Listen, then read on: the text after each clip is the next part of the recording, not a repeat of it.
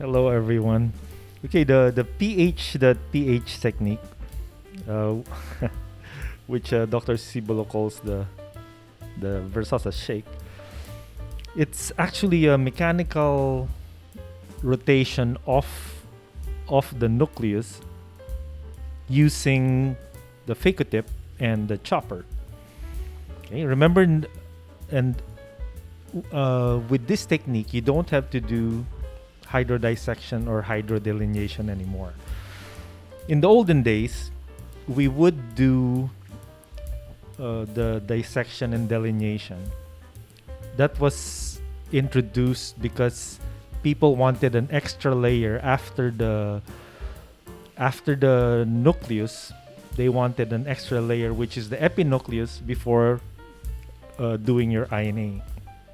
Okay, but now with the machines being uh, uh, very advanced, the fluidics are much better, the chambers are very stable, then there is no fear, uh, uh, let's say, with if you take off the nucleus and epinucleus at the same time.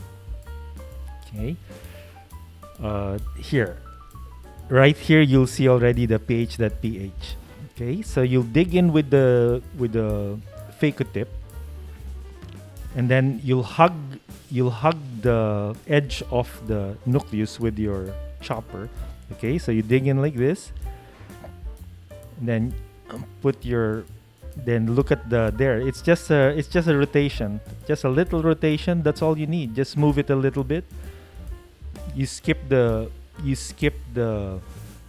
hydrodissection and delineation. Although with cataracts like this that are white, you really can do without dissection and delineation.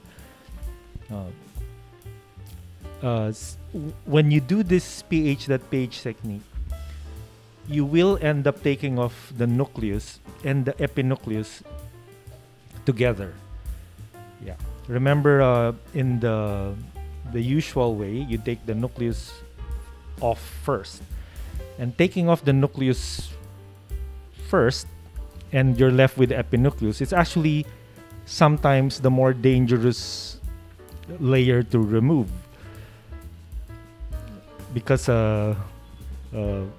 it's more peripheral and more maneuvers are needed to take off your epinucleus sometimes. And many times, this is where you may get your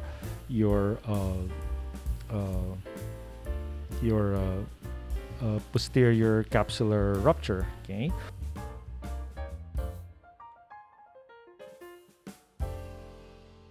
I remember when I used to do the old okay, the previous way, which is with dissecting and delineating first. Every now and then, or let's say every 10, 15, or maybe even 20 cases, you'd have PCR. Okay. But since this technique, I've tried doing cases like 20, 25, 30 cases, even up to 40 cases without PCR. That's why I know it's a safer technique.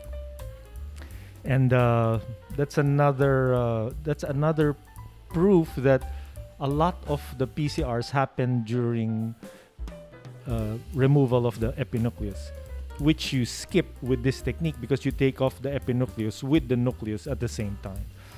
Then once you're done with taking off the nucleus and the epinucleus, and you're left with the cortex, well, taking off the cortex is much safer to do.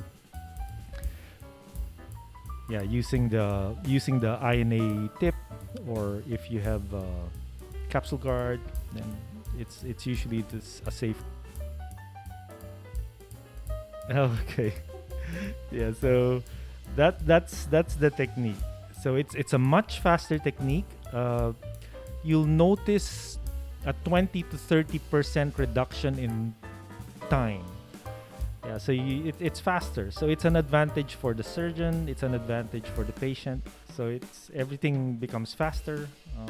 There's less energy used.